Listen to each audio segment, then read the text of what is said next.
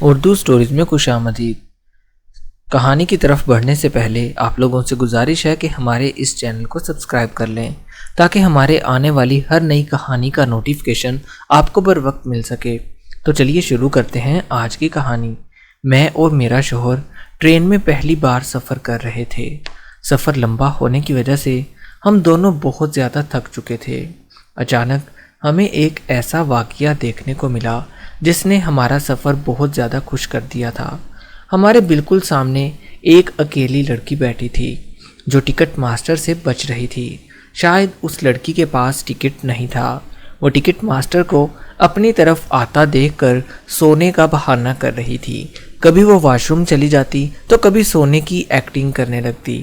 میں اور میرا شوہر مسلسل اس کا یہ ڈرامہ دیکھ رہے تھے۔ ابھی کچھ دیر پہلے ہی وہ جاگ رہی تھی اور ادھر ادھر دیکھ رہی تھی۔ میں اور میرا شوہر بہت اچھی طرح سمجھتے تھے کہ ضرور اس لڑکی کے پاس ٹکٹ موجود نہیں ہے۔ وہ لڑکی بہت زیادہ خوبصورت دکھائی دے رہی تھی۔ میں اپنے شوہر کے سامنے بھی اس لڑکی کی تعریفیں کرنے لگی، حالانکہ یہ میرے لیے اچھا نہیں تھا۔ میں اپنے شوہر سے کہہ رہی تھی کہ دیکھو وہ کتنی اچھی لگ رہی ہے۔ اتنی دیر میں ٹکٹ ماسٹر چلتا ہوا اس لڑکی کے پاس آ گیا اور اسے ہاتھ لگا کر جگانے لگا کیونکہ وہ لڑکی سو رہی تھی۔ لڑکی نے ادھر ادھر دیکھا اور ٹکٹ ماسٹر کی منتیں کرنے لگی۔ پھر وہ لڑکی بہت غور سے ہماری طرف دیکھنے لگی۔ اس کی آنکھوں میں معصومیت صاف دکھائی دے رہی تھی۔ ایسا لگ رہا تھا جیسے وہ لڑکی بہت زیادہ پریشان ہو۔ ٹکٹ ماسٹر بار بار اس لڑکی کو کہہ رہا تھا کہ جلدی کرو، اپنی ٹکٹ دکھاؤ ورنہ میں تمہیں ٹرین سے نیچے اتار دوں گا۔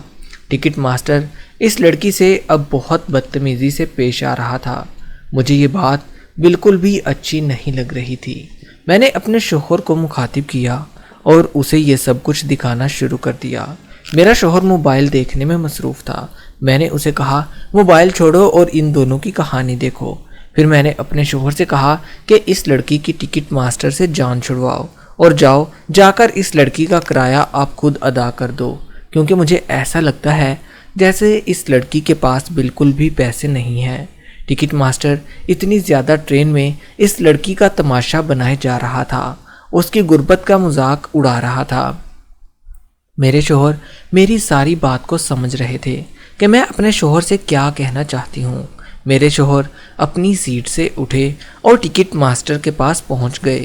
انہوں نے ٹکٹ ماسٹر کو کچھ پیسے نکال کر دیے اور کہا کہ دوبارہ اس لڑکی کو تنگ نہ کرے۔ میرا شوہر ٹکٹ ماسٹر سے بہت غصے سے بات کر رہا تھا۔ ویسے بھی میرا شوہر بہت روبدار انسان تھا، اس لیے ٹکٹ ماسٹر کو میرے شوہر کی ہر بات ماننا پڑی۔ ٹکٹ ماسٹر پیسے لے کر آگے گزر گیا۔ لڑکی بہت پیار بھری نگاہوں سے مسلسل میرے اور میری شوہر کی طرف دیکھ رہی تھی۔ میں نے اس لڑکی کو اپنے پاس بلانے کا اشارہ کیا۔ کچھ ہی دیر کے بعد وہ مسکراتی ہوئی میرے پاس آ کر بیٹھ گئی۔ وہ ہمارے پاس آ کر ہمارے ساتھ والی سیٹ پر بیٹھ چکی تھی۔ وہ لڑکی مجھے بہت زیادہ معصوم لگ رہی تھی۔ اسے دیکھ کر میرا دل بہت زیادہ پگھل رہا تھا۔ میرے ساتھ مسلسل باتیں کرنے لگی۔ میں نے اس سے پوچھا کہاں جا رہی ہو تم؟ میرے سوال پوچھنے پر اس کے چہرے پر مجھے کچھ پریشانی دکھائی دی۔ میری بات کا جواب دیے بغیر ہی وہ لڑکی بہت تیزی سے رونے لگی۔ پھر وہ مجھ سے کہنے لگی کہ میں کہیں نہیں جا رہی، میری کوئی منزل اور کوئی ٹھکانہ نہیں ہے اور نہ ہی مجھے پتا ہے کہ میں کہاں جا رہی ہوں۔ بس میں اپنا گھر بار سب کچھ چھوڑ کر آ چکی ہوں۔ میرے ماں باپ نے مجھے گھر سے نکال دیا ہے۔ اس دنیا میں میرا اب کوئی نہیں ہے۔ مجھے اس لڑکی پر بہت زیادہ ترس آ رہا تھا۔ میں نے اپنے شوہر سے کہا کہ اسے کچھ پیسے دے دیں تاکہ اس کا سفر اچھا گزر سکے۔ میرا شوہر مجھ سے کہنے لگا یہ اس وقت کہاں جائے گی؟ رات کے تقریباً 1 بج رہے تھے اور کس کے پاس جا کر رہے گی؟ بہتر یہی ہوگا کہ تم اسے اپنے ساتھ ہمارے گھر لے آؤ۔ صبح سویرے ہم اس لڑکی کو کہیں اور چھوڑ دیں گے یا پھر ہم اسے ملازمہ کے طور پر اپنے ہی گھر میں رکھ لیں گے۔ میں اس لڑکی کو اپنے گھر میں لانے کے حق میں نہیں تھی۔ وہ 15 یا 16 سال کی لڑکی تھی، بہت زیادہ انتہائی خوبصورت تھی۔ اس کی آنکھوں میں بہت ہی زیادہ معصومیت تھی۔ میں نے اس لڑکی کو مخاطب کیا اور کہا کہ تمہیں ہمارے ساتھ ہمارے گھر جانا ہوگا۔ میری بات سنتے ہی وہ لڑکی میری طرف دیکھ کر مسکرانے لگی۔ وہ بہت زیادہ خوش ہو چکی تھی کیونکہ اس کی پریشانیاں ختم ہو چکی تھی۔ وہ مجھ سے کہنے لگی، آپ کا بہت شکریہ، میں ہمیشہ آپ کی خدمت کرتی رہوں گی اور آپ کے گھر پر ملازمہ بن کے رہ لوں گی۔ میں آپ کو کبھی کوئی کام نہیں کرنے دوں گی، آپ بے فکر رہیں، آپ کو میری طرف سے کبھی کوئی شکایت کا موقع نہیں ملے گا۔ مجھے ایک بات بہت زیادہ حیران کر رہی تھی، اس لڑکی نے ابھی تک اپنا نقاب نہیں اتارا تھا۔ مجھے اس لڑکی کی باتیں بہت اچھی لگ رہی تھی۔ میں اور میرا شوہر اس لڑکی کو لے کر اپنے گھر آ چکے تھے۔ ہمارے گھر میں ہمارے ساتھ میری ساس بھی رہا کرتی تھی۔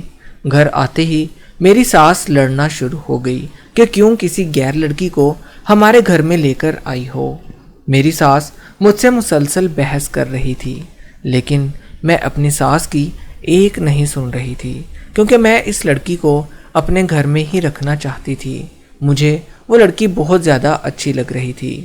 میری ساس مجھے بار بار کہہ رہی تھی کہ اس لڑکی کو گھر سے نکال دو، تمہارے لیے یہ لڑکی اچھی نہیں ہے، لیکن میں نے اپنی ساس کی مخالفت کی اور اس لڑکی کو اپنے ہی گھر میں پناہ دے دی۔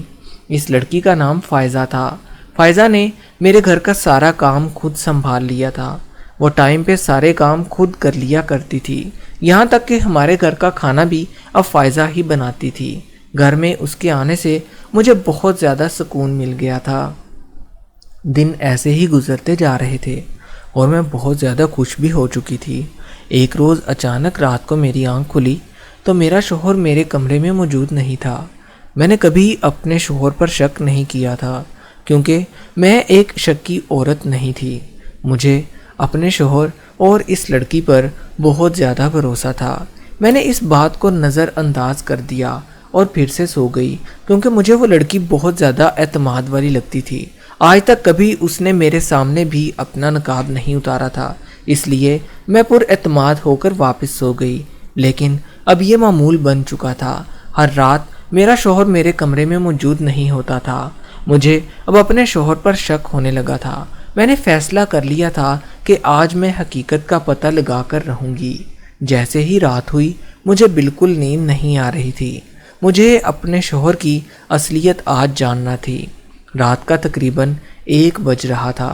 میرا شوہر ادھر ادھر دیکھ کر کمرے سے باہر نکل گیا۔ میں بھی سونے کی بھرپور ایکٹنگ کر رہی تھی۔ کچھ دیر انتظار کرنے کے بعد اب میں بھی اپنے شوہر کے پیچھے پیچھے کمرے سے باہر نکل گئی۔ جیسے ہی کمرے سے باہر نکلی، میرا شوہر فائزہ کے کمرے میں جا چکا تھا۔ میرے شوہر کے جوتے کمرے سے باہر پڑے مجھے صاف دکھائی دے رہے تھے۔ یہ دیکھتے ہی میرا دل زور زور سے دھڑکنے لگا۔ مجھے بہت زیادہ دکھ ہو رہا تھا۔ میرا شوہر مجھے مسلسل دھوکہ دے رہا تھا۔ اپنی ساس کی کہی ہوئی باتیں آج مجھے یاد آ رہی تھی کہ میری ساس مجھے کیوں منع کر رہی تھی کہ اس لڑکی کو اپنے گھر سے نکال دوں۔ ٹینشن سے میرا سر پھٹ رہا تھا۔ میں بھی آئندہ کمرے کے باہر جا کر کھڑی ہو گئی۔ میں نے باتوں کی آواز سننے کی کوشش کی تو مجھے ایسا لگا جیسے فائزہ میرے شوہر کو کہہ رہی ہو کہ باہر چلے جاؤ، تمہارے لیے بہتر ہوگا، ورنہ میں یہ سب کچھ تمہاری بیوی کو بتا دوں گی، مجھے تم سے کوئی بات نہیں کرنی۔ یہ بات سنتے ہی میرے دل میں فائزہ کی عزت پھر سے بڑھنے لگی۔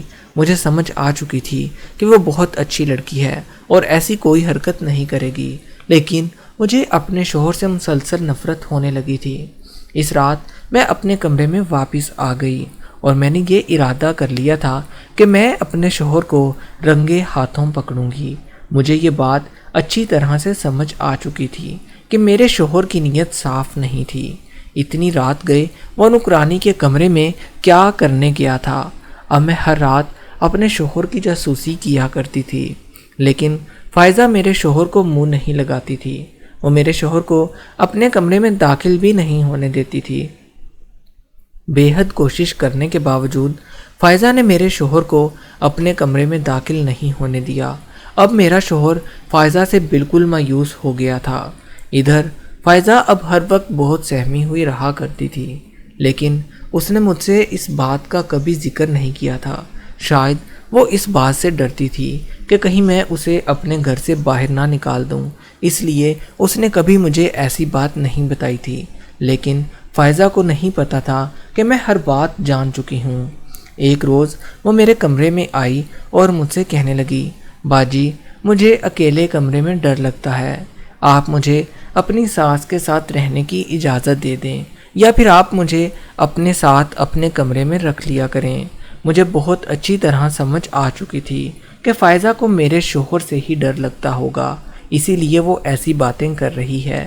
میں اسے اپنے ساتھ اپنے کمرے میں نہیں رکھ سکتی تھی، اس لیے میں نے اپنی ساس سے جا کر بات کی کہ وہ فائزہ کو اپنے ساتھ اپنے کمرے میں رکھ لے، کیونکہ میری ساس اکیلی کمرے میں رہتی تھی، میرے سسر اس گھر میں نہیں رہتے تھے۔ لیکن میری ساس نے صاف انکار کر دیا اور کہنے لگی، مجھے اس لڑکی کو رکھنے کی کوئی ضرورت نہیں ہے۔ اب میں نے فائزہ کو اپنے کمرے میں رہنے کی اجازت دے دی تھی، لیکن کچھ ہی دنوں کے بعد میرے شوہر کا تبادلہ ایک دوسرے شہر میں ہو گیا تھا۔ اب میں، میری ساس اور میری ملازمہ گھر پر اکیلے رہا کرتے تھے۔ ایک روز کام کرتے ہوئے مجھے ایسے محسوس ہوا جیسے فائزہ لڑکی نہیں بلکہ لڑکا ہے، کیونکہ وہ لڑکوں کی آواز میں بات کر رہا تھا، وہ لڑکوں کی طرح بھاگ بھاگ کر آج کام کر رہا تھا۔ مجھے اب اس پر شک ہونے لگا۔ جب میں نے اس کی طرف غور سے دیکھا تو وہ لڑکی بننے کی کوشش کرنے لگا۔ میں نے اس کو بالوں سے پکڑا تو اس کے سر کے بال بھی اتر گئے، اس نے نکلی بال لگائے ہوئے تھے۔ اس کو دیکھ کر میں حیران رہ گئی، کیونکہ وہ لڑکی نہیں بلکہ ایک لڑکا ہی تھا۔ اس نے خود کو لڑکی بنایا ہوا تھا اور حیرانگی اس بات کی تھی کہ وہ لڑکیوں کی آواز بھی نکال لیتا تھا۔ وہ اپنی جان بچانے کے لیے ہمارے گھر سے بھاگ گیا اور دوبارہ کبھی اس محلے میں مجھے کبھی نظر نہیں آیا۔ شکر ہے کہ یہ بات میرے شوہر کو پتہ نہیں تھی کہ وہ لڑکا ہے، ورنہ میرے شوہر نے مجھ پر ہی کوئی الزام لگا دینا تھا اور مجھے گھر سے باہر نکال دینا تھا۔ دوستو، ہماری یہ کہانی اچھی لگی ہو تو ہمارے اس چینل کو سبسکرائب ضرور کر دینا، تاکہ ہمارے آنے والی ہر نئی کہانی کا نوٹیفیکیشن آپ کو بر وقت مل سکے۔